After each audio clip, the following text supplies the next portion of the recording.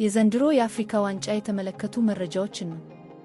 ሞሮኮ 35ኛውን የአፍሪካ ዋንጫ እንድታስተናግድ የተመረጠችው የአፍሪካ እግር ኳስ ኮንፌዴሬሽን ካፍ በዝግጅት ማነስ ምክንያት የጊኒን የአዘጋጅነት መብት መውሰዱን ተከትሎ ነው። ሞሮኮ 1988 ካዘጋጀችው 16ኛው የአፍሪካ ዋንጫ በኋላ ውድድሩን ስታዘጋጅ የአሁኑ ለሁለተኛ ጊዜ ነው። የዘንድሮ የአፍሪካ ዋንጫ ከሌሎች ውድድሮች የሚለየው በፈረንጆች ገና እና አዲስ ዓመት ወቅት መደረጉ ነው። ይህም የሆነው በውድድሩ ታሪክ ለመጀመሪያ ጊዜ ነው። በአፍሪካ ዋንጫው ላይ 24 ሀገራት በ6 ምድብ ተከፍለው ጨዋታቸውን ያደርጋሉ። ከ32ኛው የአፍሪካ ዋንጫ ጀምሮ 24 ሀገራት በውድድሩ ላይ እየተሳተፉ ይገኛል። ከ670 በላይ ተጫዋቾችን ጨምሮ ከ1000 በላይ የቡድን አባላት በውድድሩ ላይ ተሳትፎ ያደርጋሉ።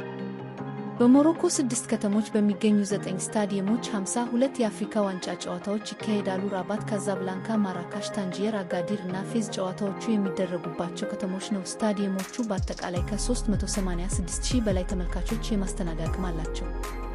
ሙሉ እድሳት የተደረገለት ፕሪንስ ሙላይ አብደላ ስታዲየም የመክፈቻና የፍጻሜ ጨዋታዎችን ያስተናግዳል። በራባት የሚገኘው እና 69,500 ተመልካች የሚይዘው ስታዲየም ዘመናዊ የስፖርት መሰረተ ልማት በሚል እየተሞከሸ ይገኛል። ይህም የሞሮኮን ዘመናዊ የስፖርት መሰረተ ልማቶች የሚያሳይ ነው። ሞሮኮ ለስታዲየሞች እድሳት እና ግንባታ ከ$500 ሚሊዮን በላይ ወጪ አድርጋለች።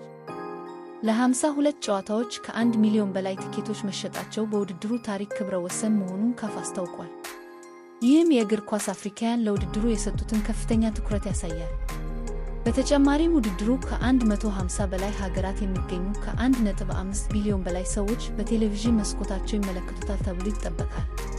ካፍ በአጠቃላይ ለውድድሩ ተሳታፊ ሀገራት የ$32 ሚሊዮን ሽልማት ያዘጋጀ ሲሆን ዋንጫውን የሚያነሳው ቡድን የ$7 ሚሊዮን ሽልማት ያገኛል።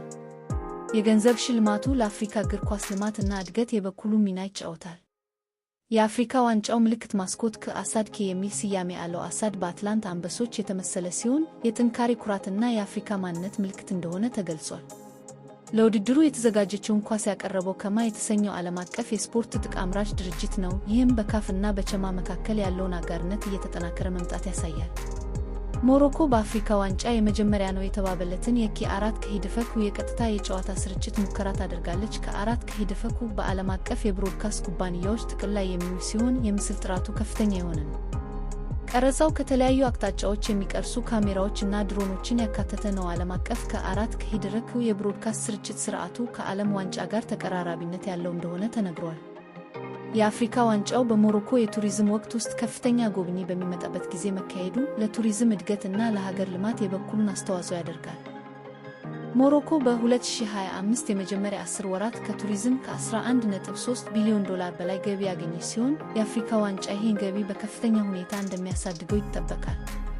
የአፍሪካ ዋንጫን ለመዘገብ 3800 ያህል ገደማ መገናኛ ፍቃድ ማግኘታቸውን ካፍ አስታውቋል። 35ኛው የአፍሪካ ዋንጫ እስከ ጥር 10 ቀን 2018 ይቆያል።